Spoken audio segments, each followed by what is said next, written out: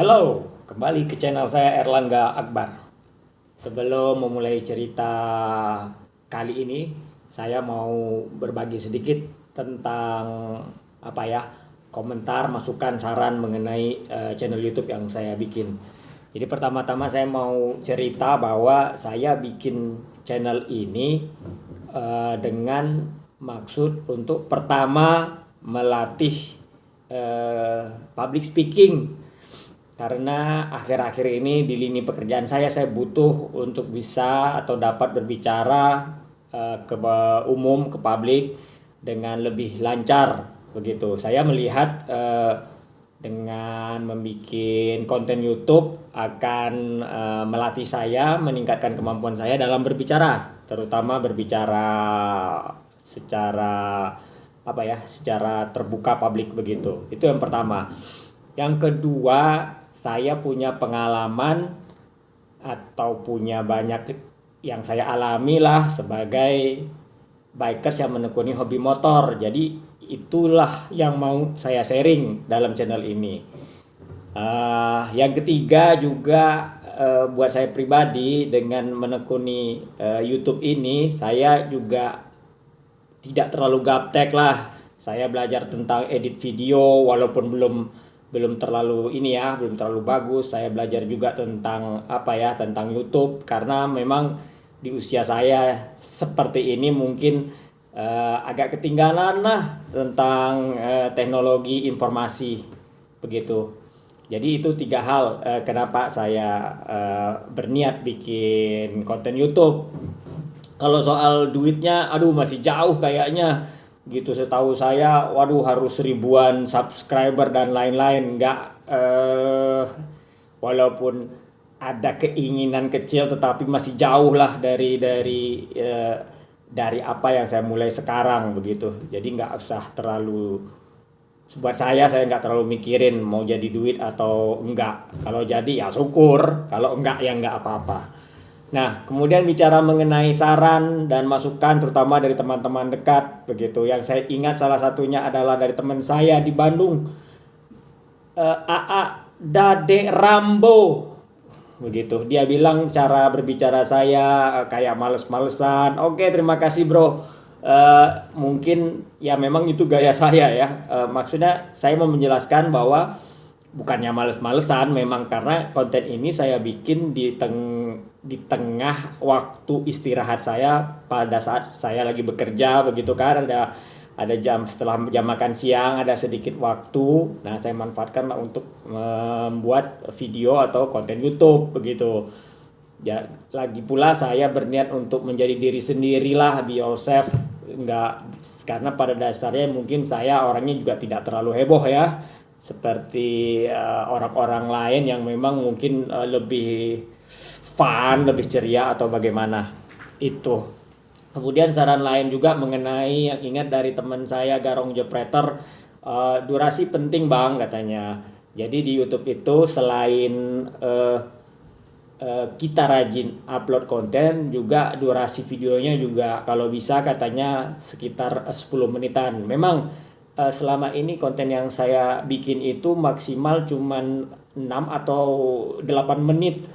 Karena saya pribadi memang kalau nonton YouTube itu memang nggak suka juga kalau durasi videonya terlalu lama begitu. Mungkin karena memang saya tidak punya cukup banyak waktu untuk menonton dari awal sampai akhir durasi setengah jam seperti itu. Rasanya ini ya terlalu lama buat saya pribadi. Tapi ya saya juga tidak menyalahkan kalau ada yang bisa menonton lebih lama.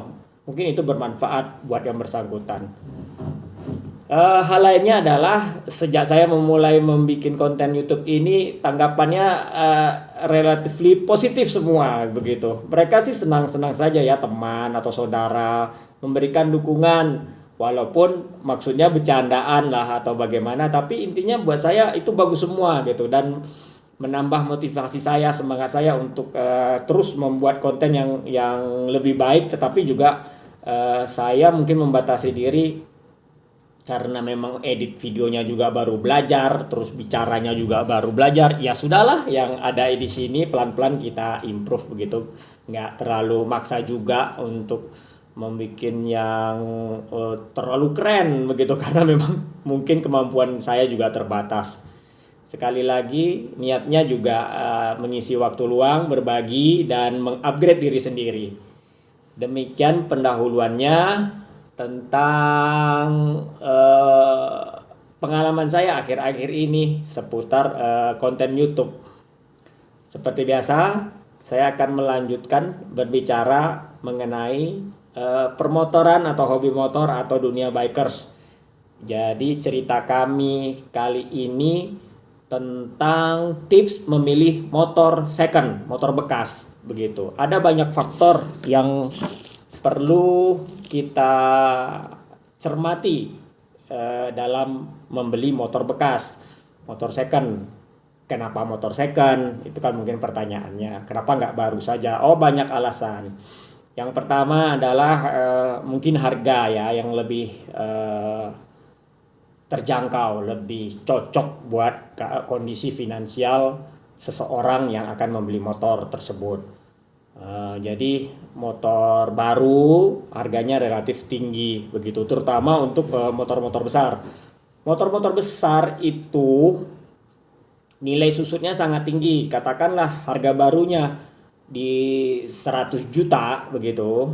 Bisa saja 1 tahun atau berapa bulan pakai harganya sudah turun jauh, turun 5 sampai 10 juta dan seterusnya begitu. Bahkan dari 100 juta tadi awal motor baru sudah dilengkapi lagi dengan aksesoris yang mencapai puluhan juta, tetap saja nanti harga jualnya mungkin tidak akan mencapai 100 juta seperti itu. Kemudian motor besar second itu juga jarang yang kondisinya sudah dipakai habis-habisan, apalagi kalau tahunnya cuman ya 1-2 tahun pakai gitu. Motor besar, kebanyakan motor besar bukan motor harian ya, low kilometer, terus juga maintenance-nya biasanya lebih terjaga karena orang-orang yang memiliki motor besar tentunya sangat menyukai motornya, sehingga sangat memperhatikan oli, servis teratur, dan lain-lain. Bahan bakarnya juga sesuai, misalnya menggunakan Pertamax turbo seperti itu. Itu hanya contoh untuk motor besar, tetapi tips saat ini untuk pembelian motor second berlaku umum untuk motor apa saja, mulai dari cc kecil, matic, motor gede ya bisa dipakailah. Oke, kita masuk. Tips yang pertama adalah memperhatikan tampilan secara umum dari luar, bodi, tampilan luarnya apakah penuh goresan, masih mulus atau ada gores tipis wajar dan lain-lain. Ada bekas jatuh atau enggak begitu, terutama di bagian jalur stang, footstep, pokoknya bagian-bagian yang diperkirakan akan terkena pada saat jatuh itu harap diperhatikan begitu. Itu tips pertama, memperhatikan bodi dan tampilan luar. Yang kedua itu melihat dari frame, shock breaker ya, ada bengkok enggak, atau ada lecet, ada cacat-cacatnya seperti apa, miring nggak dia atau seperti itu. Shock breaker bisa juga diuji dengan kita menekan, kita lihat reboundnya atau permainan shock breakernya apakah masih lancar atau bagaimana. Masih dengan kaitan untuk melihat cacat atau enggak suatu motor bekas adalah memperhatikan ban dan velg. Bannya bisa kita telusuri, kita pegang, kita lihat, ataupun kita putar velgnya, itu dia baling enggak, goyang enggak, atau seperti apa, ada penyot nggak, ada cacat-cacat nggak atau bagaimana. Masih dalam ban kita lihat juga kalau dia menggunakan rem cakram, apakah putaran cakramnya itu mulus, apakah secara fisik cakramnya itu nggak cacat ya, nggak ada goresan, nggak ada nggak bengkok-bengkok gitu kan, kelihatan tuh pas diputar dia smooth atau begini goyang seperti itu.